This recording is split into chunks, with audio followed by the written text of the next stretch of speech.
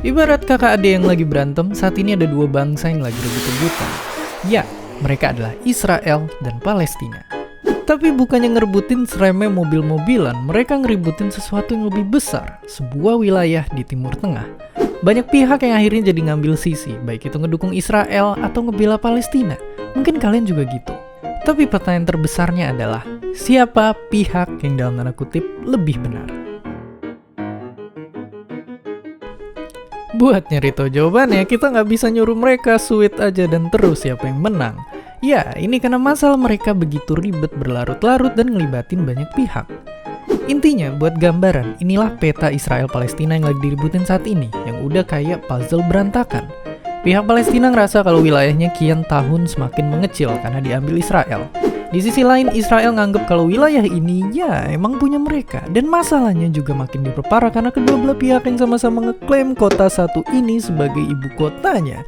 Oke, sebelum kalian juga ikutan perang di kolom komentar, mari langsung kita bahas. Jadi, sebenarnya pihak mana yang benar? Biar adil, mari kita bahas satu-satu. Pertama, dari sisi Palestina. Sebenarnya Palestina punya sejarah yang panjang. Tapi kalau ditarik dari awal pertikaian, dia ini sebenarnya adalah wilayah dari sebuah kekaisaran yang mayoritas beretnis Arab. Singkat cerita, gara-gara kalah perang dunia, wilayah Palestina jadi masuk ke bagian negara Eropa satu ini. Dan dari sini ternyata masalah mulai muncul.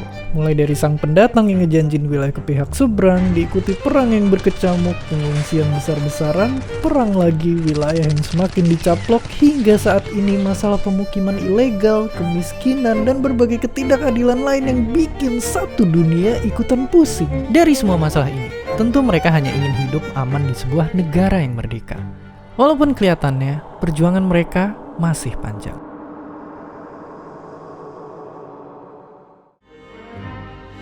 Di sisi lain, Israel, sebuah negara yang punya banyak fans maupun haters. Sama kayak tetangganya, selain punya sejarah yang panjang, Israel juga punya sejarah yang kelam.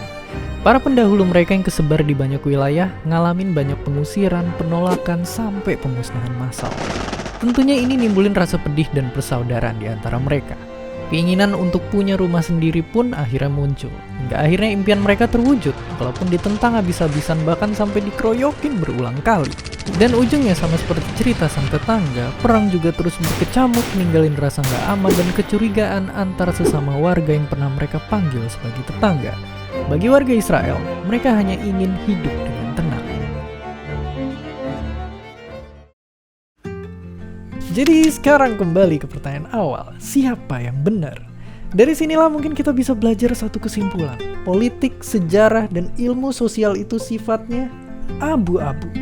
Mulai dari pasangan artis yang cerai, anak SD berantem, perang dunia, hardikan netizen Indonesia, sampai kita sendiri yang mungkin juga pernah berantem sama orang, kedua belah pihak itu dalam tiap konflik pasti punya ceritanya masing-masing.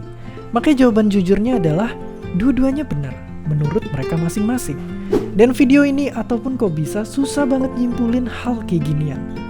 Coba jadiin video ini jangan kayak WhatsApp hoax yang langsung ada jawabannya. Justru coba jadiin video ini bagi yang tertarik tentunya sebagai pemicu buat kalian. Minimal buka Wikipedia dan baca konflik ini dari awal sampai hari ini tuh gimana.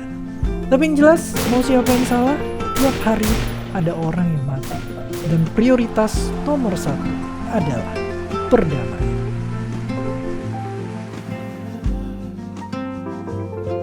Pada akhirnya penjajahan di atas dunia harus dihapuskan dan merdeka adalah hak segala bangsa. Tapi itu nggak cuma berlaku untuk Israel atau Palestina aja, karena nyatanya masalah ini bukan satu-satunya di dunia. Sejarah nyatat hal yang sama terjadi di Vietnam, Korea, Serbia, Bosnia, Sudan, Kashmir, dan banyak lainnya. Di mana semua dikomporin sama hasrat berkuasa yang membabi buta. Akankah pertikaian ini berakhir? Nggak ada yang tahu. Jawabannya yang jelas seperti apa kata penulis ini, nggak akan ada satu perang pun yang bisa mengakhiri semua peperangan. Dan seperti biasa, terima kasih.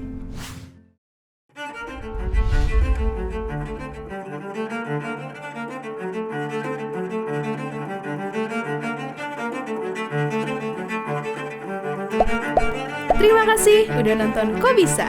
Punya pertanyaan lagi? Tulis aja di kolom komentar di bawah. Keep asking and stay curious.